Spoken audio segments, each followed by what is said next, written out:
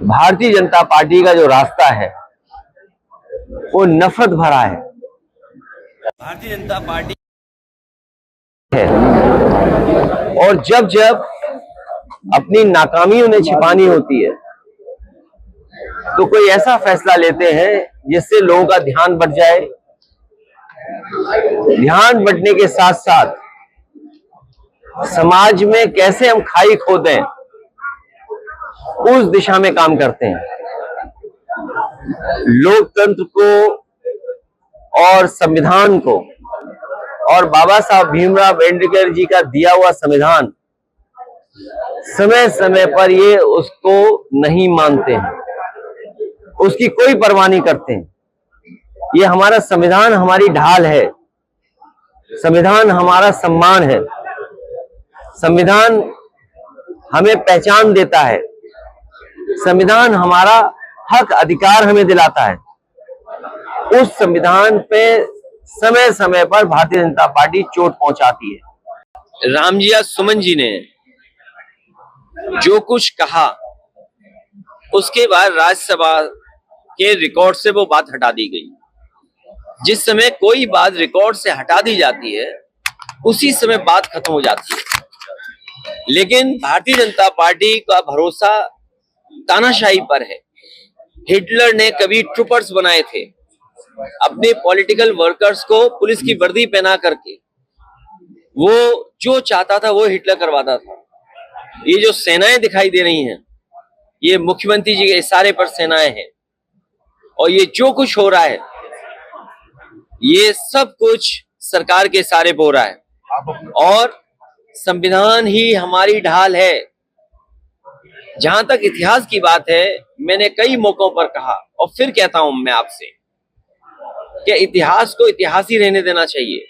अगर इतिहास खुशहाली के रास्ते पे ना ले जा सके, इतिहास हमें अगर जोड़ने के लिए तैयार ना हो किसी घटना की वजह से, इतिहास अगर हमें उलझाता है तो इतिहास को इतिहास ही रहने देना चाहिए। मैं केवल मुख्यमंत्री जी से ये कहूंगा कि जिसको गोद लिया जाता है उसे अनाथ नहीं छोड़ा जाता है। जिन सांसदों ने कभी गांव गोद लिए होंगे उन्हें अनाथ कर दिया। इसलिए मैं भारतीय जनता पार्टी को कहना चाहूंगा, उनके लीडर्स को कहना चाहूंगा कि जो गांव गोद लिए जाते हैं उनको अनाथ नहीं छोड़ा जाता। कि हमारा जो समाज है, हमारा जो देश है, अलग अलग धर्म अलग अलग जाति का है।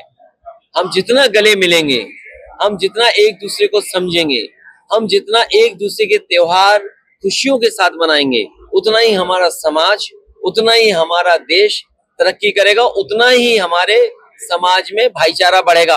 और ये जीएसटी का जो कानून लाए थे ये बताते थे कि जीएसटी से हमारा व्यापार बढ़ेगा, लेकिन जीएसटी ने हमारे व्यापार को बर्बाद कर दिया, उलझा दिया।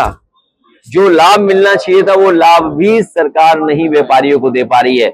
ये बात तो आपसे बेहतर कौन जानेगा।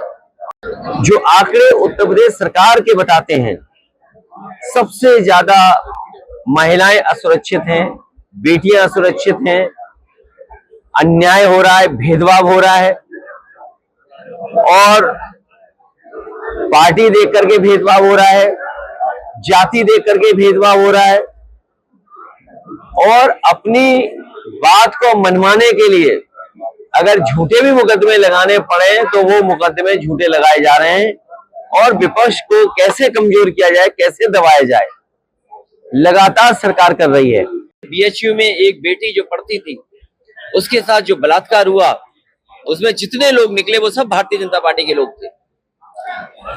और कानून व्यवस्था की सवाल तो आपको बीजेपी से पूछना चाहिए। बीएचयू में एक बेटी जो पढ़ती थी उसके साथ जो बलात्कार हुआ उसमें जितने लोग निकले वो सब भारतीय जनता पार्टी के लोग थे। और कानून व्यवस्था की सवाल तो आपको बीजेपी से पूछना चाहिए। और ये जीएसटी का जो कानून लाए थे ये बताते थे कि जीएसटी से हमारा व्यापार बढ़ेगा, लेकिन जीएसटी ने हमारे व्यापार को बर्बाद कर दिया, उलझा दिया। जो लाभ मिलना चाहिए था वो लाभ भी सरकार नहीं व्यापारियों को दे पा रही है। ये बात तो आपसे बेहतर कौन जानेगा। राजनीतिक गलियारों से खेल के मैदानों तक आपको दिखाएंगे निष्पक्ष खबरें, जन एक्सप्रेस, सच दिखाने की जिद।